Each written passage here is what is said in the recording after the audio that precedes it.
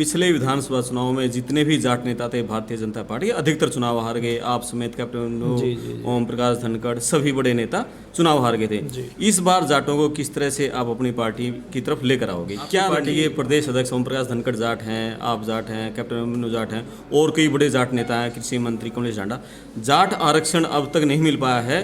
क्या ये जो बड़े नेता सही तरीके से पैरवी नहीं कर पा रहे सरकार के सामने, ताकि सरकार कोर्ट में भी मजबूती से जाटों का पक्ष ले पैरवी करे? उनको न्यायोचित जाटों की ये कहना है कि जो अहीर हैं, सैनी हैं, ये सभी किसान कौम हैं, तो जाट भी किसान है, तो उनको आरक्षण है तो हमें भी आरक्षण मिलना चाहिए। सभी जातियों के, सभी धर्मों के जो भी संत हैं, सबकी जयंतियां मना ली आपने, कई बार मना ली। जाटों का संत पहली बार ढूंढ के लाया। पूरे जाट समाज के अंदर ये धारणा है कि जाटों को खुले लाइन कर दिया गया है, चाहे अफसरशाही हो, चाहे नेता हो, आम आदमी। क्या चुनाव तक जाट समाज ये उम्मीद करे कि बीजेपी उनका कुछ पक्ष लेगी, जाट समाज की जो आरक्षण की पैरवी करेगी, ताकि वो पार्टी के साथ आपने प्रत्येक हरियाणवी कहा, लेकिन 35 बनाम 1 का नारा भी आपकी सरकार में लगा? नहीं, सरकार ने तो नहीं लगाया, पार्टी ने तो नहीं लगाया।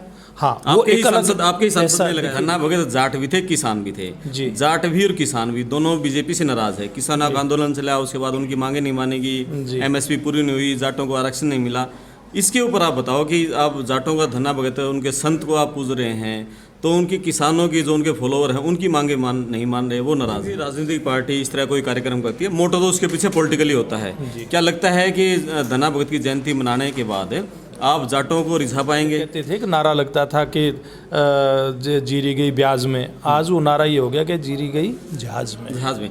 अभी जो किसानों का आंदोलन था, 3 कृषि कानूनों को लेकर था, उसके बाद अब किसान एमएसपी को लेकर करें कि सभी फसलों का एमएसपी मिले और उस एमएसपी पर खरीद भी हो। अब एमएसपी तो सरकार ने निर्धारित कर दिया बहुत सारी फसलों का, लेकिन उस पर खरीद नहीं हो पा रही है। अभी जो धन्ना भगत की आप जयंती मना रहे हो, वो उसका चयन कहाँ हुआ है और कौन कौन उसमें शामिल होंगे, थोड़ा उसके बारे में। मेरे साथ हैं सुभाष बराड़ा जी और भाजपा के वरिष्ठ नेता हैं। भारतीय जनता पार्टी 23 अप्रैल को जाट धन्ना भगत की जयंती मनाने जा रही है। तो बराड़ा साहब, पहली बार धन्ना भगत भारतीय जनता पार्टी को याद आए, चुनाव नज़दीक आ रहे हैं, लोकसभा चुनाव में 1 साल का समय रह गया है। देखिए, पहली बार नहीं, ये तो एक व्यक्ति की आस्था का, और हरियाणा, पंजाब, राजस्थान में बहुत सारे स्थानों पे धन्ना भगत जी को याद किया जाता है। धन्ना भगत जी की जयंती मनाई जाती है, उनके मंदिर बहुत सारी जगह बने हुए हैं। ये बात ज़रूर है कि भारतीय जनता पार्टी की हमारी जो सरकार है, उसने मुख्यमंत्री मनोहर लाल जी के नेतृत्व में जब 2014 में हमारी सरकार पहली बार बनी थी, उस समय से लेकर के वर्तमान तक बहुत सारे संत महात्माओं की जयंतियाँ, उनको याद करने का काम सरकारी स्तर पे किया है। ये ज़रूर पहली बार हो रहा है, और ये अगर पहली बार भी हुआ तो भारतीय जनता पार्टी ने सभी जातियों के, सभी धर्मों के जो भी संत हैं, सबकी जयंतियां मना ली आपने, कई बार मना ली। जाटों का संत पहली बार ढूंढ के लाए आप? देखिए, ढूंढ के नहीं लेकर के आए। धन्ना भगत जी आज से नहीं, भक्ति काल जब इस देश के अंदर था, उस समय के संत हैं, और इनको याद, जैसे मैंने कहा कि हम लोग खूब याद करते रहते हैं। हाँ, ये अलग बात है कि कोई सरकारी कार्यक्रम धन्ना भगत जी पे इस बार पहली बार हो रहा है। कोई भी राजनीतिक पार्टी इस तरह कोई कार्यक्रम करती है, मोटो तो उसके पीछे पॉलिटिकली होता है। क्या लगता है कि धन्ना भगत की जयंती मनाने के बाद आप जाटों को रिझा पाएंगे? देखिए, ये केवल रिझाने का सवाल नहीं है, ये सवाल है कि हमारे संत महात्मा, जिनके मार्गदर्शन पर समाज आगे चल कर के और समाज का भी उत्थान करता है, व्यक्तिगत उत्थान भी होता है, ऐसी चीज़ें राजनीति से केवल जोड़ करके नहीं देखनी चाहिए। हाँ, ये है कि सरकार अपनी जिम्मेवारी निभाने के लिए आगे आई है, जिसका हम सब लोगों को, खास करके मुख्यमंत्री मनोहर लाल जी का, इस बात के लिए धन्यवाद करना चाहिए। आपके जवाब बड़े गजब के रहते हैं और बड़ा अच्छे तरीके से आप जवाब देते हैं। धन्ना भगत जाट भी थे, किसान भी थे। जाट भी और किसान भी दोनों बीजेपी से नाराज है। किसान आंदोलन चला, उसके बाद उनकी मांगे नहीं मानेगी, एमएसपी पूरी नहीं हुई, जाटों को आरक्षण नहीं मिला। इसके ऊपर आप बताओ कि आप जाटों का धन्ना भगत है, उनके संत को आप पूज रहे हैं, तो उनके किसानों की जो उनके फॉलोअर हैं उनकी मांगे नहीं मान रहे, वो नाराज़ हैं? नहीं, ऐसा नहीं है कि मांगे नहीं मान रहे। देखिए, सरकार अपना एक जो काम करने का तौर तरीका होता है, उसके आधार पर आगे बढ़ती है। और जहाँ तक किसानों की मांगों की जो बात आपने की है, चाहे नरेंद्र मोदी जी हों या हरियाणा प्रदेश के मुख्यमंत्री मनोहर लाल जी हों, दोनों ने जो किसानों के लिए काम किया है, किसानों की फसल ठीक से पक कर के तैयार हो, इस बात की व्यवस्था में जितने भी सरकार कर सकती है काम वो कर रही है। उसके बाद सरकार अगर फसल खराब हो जाए तो किसान को सबसे ज़्यादा अगर मुआवजा देने का काम कर रही है तो भारतीय जनता पार्टी की कर रही है। फसल बीमा योजना ला करके किसान की फसल को अगर नुकसान हो जाए उसकी भरपाई करने का काम भी हमारी सरकार ने उस बात की शुरुआत की। ये फसल बिक करके जब मंडी में जाती है उसके बाद किसान को उसकी फसल का अच्छा भाव मिले, ये व्यवस्था भी भारतीय जनता पार्टी की सरकार ने और सरकारों से कहीं बेहतर तरीके से की। आज आप देखोगे कि धान समेत बहुत सारी फसलें जो एमएसपी है, न्यूनतम समर्थन मूल्य है, उससे ऊपर जाकर के बिकती हैं। वो इसलिए बिक रही हैं कि हमारी सरकार ने इस प्रकार की व्यवस्थाएं खड़ी कर दी। जैसे अब धान के निर्यात की शुरुआत मनोहर लाल जी के नेतृत्व में हुई।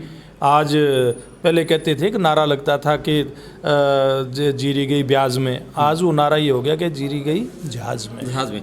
अभी जो किसानों का आंदोलन था 3 कृषि कानूनों को लेकर था, उसके बाद अब किसान एमएसपी को लेकर करें कि सभी फसलों का एमएसपी मिले और उस एमएसपी पर खरीद भी हो। अब एमएसपी तो सरकार ने निर्धारित कर दिया बहुत सारी फसलों का, लेकिन उस पर खरीद नहीं हो पा रही है। देखिए, जहाँ कहीं कोई इस प्रकार की दिक्कत रहती है, हमारी सरकार ने, आपने ध्यान किया होगा कि बहुत सारी फसलों पर, यहाँ की सब्जियां भी उसमें शामिल हैं, जो भावांतर भरपाई की योजना है हमारी सरकार लेकर के आई, उसके कारण से किसान को कभी कोई दिक्कत नहीं आ रही। अगली बात, ये प्रामाणिकता के साथ मैं कह रहा हूँ कि बहुत सारी फसलें तो ऐसी हैं जो हमारी सरकार की व्यवस्था के कारण से एमएसपी से ऊपर बिक रही हैं। हाँ, जहाँ तक किसानों के आंदोलन की बात है, मांग की बात है, देखिए कोई भी वर्ग है, किसान समेत सब अपनी जो उनकी एक इच्छा रहती है, कोई मांग उनके मन के अंदर कोई इस प्रकार की निकल करके आती है तो जो सरकार के सामने रखते हैं, उनकी जिम्मेवारी भी है, रखनी भी चाहिए। धन्ना भगत जाट संत की जयंती मना रहे हो। पिछले विधानसभा चुनाव में जितने भी जाट नेता थे भारतीय जनता पार्टी अधिकतर चुनाव हार गए। आप समेत कैप्टन ओम प्रकाश धनखड़ सभी बड़े नेता चुनाव हार गए थे। इस बार जाटों को किस तरह से आप अपनी पार्टी की तरफ लेकर आओगे, क्या रणनीति है उसकी? हरियाणा की जो 2.5 करोड़ से ज़्यादा जनता है, हमारे जो सम्मानित नागरिक हैं, भारतीय जनता पार्टी और हमारी सरकार का काम है कि प्रत्येक हरियाणवी का किस प्रकार से भला हो, किस प्रकार से प्रत्येक हरियाणवी खुद भी आगे बढ़े और प्रदेश की तरक्की में, प्रदेश को आगे बढ़ाने में अपना योगदान भी करे। उसमें जाट भी शामिल हैं और उसमें दूसरे समाज के लोग भी शामिल हैं। हमारी सरकार तो सब लोगों को रिझाने का काम करती है। आपने प्रत्येक हरियाणवी कहा, लेकिन 35 बनाम 1 का नारा भी आपकी सरकार में लगा? नहीं, सरकार ने तो नहीं लगाया, पार्टी ने तो नहीं लगाया। हाँ, वो एक अलग आपके सांसद ने लगाया था। देखिए वो कहाँ हैं वो लोग जो इस प्रकार के घृणित बातें करते हैं, समाज को तोड़ने का काम करते हैं। समाज ठीक समय पे उन लोगों को उनका स्थान भी बता देता है। आज ऐसे लोगों का स्थान जो इस प्रकार का घृणा फैलाने का काम करते हैं, ना पार्टी में है ना समाज में है। आपकी पार्टी के प्रदेश अध्यक्ष ओम प्रकाश धनखड़ जाट हैं, आप जाट हैं, कैप्टन अभिमन्यु जाट हैं और कई बड़े जाट नेता हैं, कृषि मंत्री कमलेश जांडा। जाट आरक्षण अब तक नहीं मिल पाया है। क्या ये जो बड़े नेता सही तरीके से पैरवी नहीं कर पा रहे सरकार के सामने, ताकि सरकार कोर्ट में भी मजबूती से जाटों का पक्ष ले पैरवी करे? उनको न्यायोचित, जाटों की ये कहना है कि जो अहीर हैं, सैनी हैं, ये सभी किसान कौम हैं, तो जाट भी किसान है, तो उनको आरक्षण है तो हमें भी आरक्षण मिलना चाहिए। नहीं, फिर दिया ना भारतीय जनता नहीं मिला ना अब तक। मैं जो कह रहा हूँ, आपके सवाल का जवाब आप पूरा सुनेंगे। दिल्ली, राजस्थान समेत देश के बड़े हिस्से में जहाँ जाटों को आरक्षण मिला वो भारतीय जनता पार्टी की देन है। और हरियाणा में भी हमारी सरकार जब पिछली बार आई विधानसभा के अंदर, अगर प्रस्ताव लेकर के आई तो हमारी पार्टी की सरकार लेकर के आई, विधानसभा में उसको पास किया। ये अलग बात है कि कोर्ट में जाने के कारण से ये मामला लंबित हुआ। लेकिन हमारी जो नीयत है, बीजेपी की नीयत है, हमारी सरकार की नीयत है, हमारे मुख्यमंत्री जी की नीयत है, उसी बात से स्पष्ट हो जाती है कि पहली बार विधानसभा के अंदर पास किया तो भारतीय जनता पार्टी की सरकार ने किया। अभी पूरे जाट समाज के अंदर ये धारणा है कि जाटों को खुडे लाइन कर दिया गया है, चाहे वो अफसरशाही हो, चाहे नेता हो, आम आदमी। क्या चुनाव तक जाट समाज ये उम्मीद करे कि बीजेपी उनका कुछ पक्ष लेगी, जाट समाज की जो आरक्षण की पैरवी करेगी ताकि वो पार्टी के साथ लगे? कोई भी खुडे लाइन नहीं है।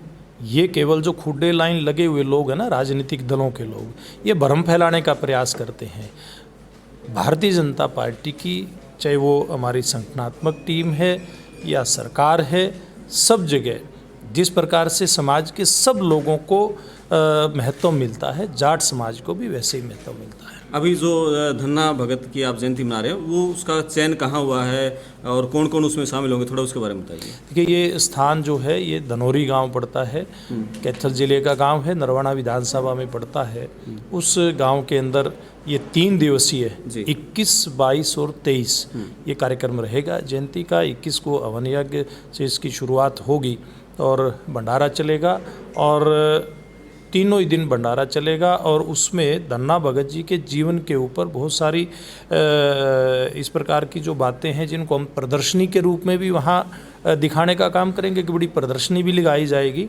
और शाम को जैसे भजन संध्या, उनके जीवन के ऊपर कुछ इस प्रकार के हमने तैयार की है सामग्री, जो लोगों के सामने हरियाणवी जो संस्कृति है उसके माध्यम से पेश किया जाएगा, लोगों तक पहुंचाया जाएगा जी। और 23 तारीख को जो 23 तारीख को जो मुख्य कार्यक्रम है उसमें बड़ी संख्या में, हजारों की संख्या में हरियाणा से और पंजाब के आसपास से भी काफ़ी लोग मेरे संपर्क में आए हैं। मुख्यमंत्री रहेंगे, कौन रहेगा? हाँ, जो उस कार्यक्रम में आएंगे मुख्य अतिथि के रूप में मुख्यमंत्री मनोहर लाल जी इसमें रहेंगे, और हरियाणा प्रदेश के सामाजिक और राजनीतिक लोग उसमें बड़ी संख्या में आएंगे जी। बहुत बहुत धन्यवाद बराड़ा जी। कई तीखे सवालों का जवाब बराड़ा जी ने दिया है, लेकिन सभी सवालों का जवाब तोड़ मरोड़ के दिया है। कोई भी पॉलिटिकल जितने भी सवाल थे, जाट समाज, जाट आरक्षण, सीधा जवाब उनकी सवालों की जलेबी आपने बना दी।